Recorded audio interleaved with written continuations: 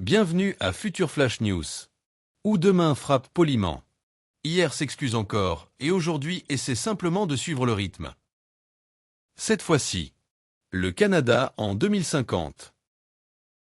Le Canada a clôturé l'année 2050 avec sa plus forte dynamique économique depuis le début des années 2000.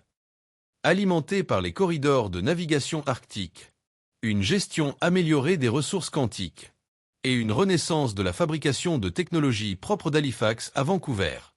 Les économistes comparent ce boom à l'essor industriel de l'après-Seconde Guerre mondiale.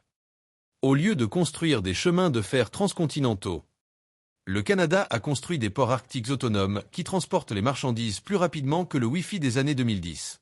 En politique, 2050 a marqué la première année complète du « Protocole pour un Parlement ouvert », où chaque interaction entre comités, amendements et lobbies est diffusée en temps réel. Oui, même les plus délicates. Les analystes considèrent qu'il s'agit du plus grand changement de transparence depuis la loi sur la responsabilité de 2004. Sauf que cette fois, aucun vérificateur général n'a eu besoin de crier pour attirer l'attention de qui que ce soit. Sur le plan démographique, 2050 est l'année où le Canada est officiellement devenu une nation pluraliste, sans qu'aucun groupe ne forme une majorité. Célébré par des festivals, une cuisine fusion et les prix Juno les plus diversifiés jamais créés. Les sociologues comparent ce moment à l'énergie culturelle de l'Expo 67. Sauf que maintenant, il se déroule simultanément à Toronto, Montréal, Calgary, et dans des villes virtuelles dotées d'un stationnement infini. L'actualité climatique a apporté à la fois soulagement et rappel. Le bouclier climatique pan-canadien, un réseau de digues, de zones humides et de systèmes d'inondation intelligents, a protégé des millions de personnes au cours de la saison record des tempêtes dans le Pacifique de cette année. Les ingénieurs appellent cela le « nouveau moment de la voie maritime du Saint-Laurent ».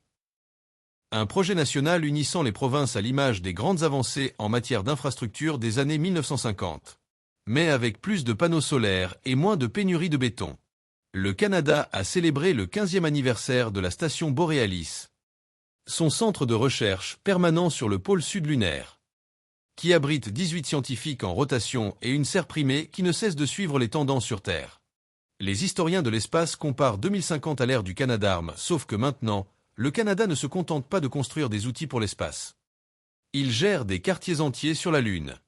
Dans la technologie de tous les jours, Ambi Ainorth est devenu courant gérant les réseaux énergétiques, les corridors phoniques, et même les calendriers municipaux de déneigement. Mais oui, ils refusent toujours de régler les différends liés au hockey. Les experts affirment qu'Ambi AI est aussi transformateur que l'arrivée du haut débit dans les années 2000. Sauf que cette fois, personne n'a besoin de redémarrer le routeur. L'une des histoires les plus réconfortantes de l'année est venue du Nunavut, où des chercheurs ont réussi à réintroduire une lignée de renards arctiques génétiquement restaurés. Un écho moderne des premiers héros canadiens de la conservation. Cela est comparé à la récupération des oiseaux au XXe siècle.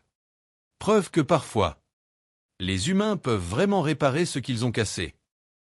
Cette année marquait également le 98e anniversaire de la première diffusion télévisée nationale au Canada. La fête, une reconstitution holographique, complétée par des pauses maladroites historiquement précises dans les deux langues officielles. Mais les plus grandes discussions ne portaient pas sur le passé, mais plutôt sur l'avenir.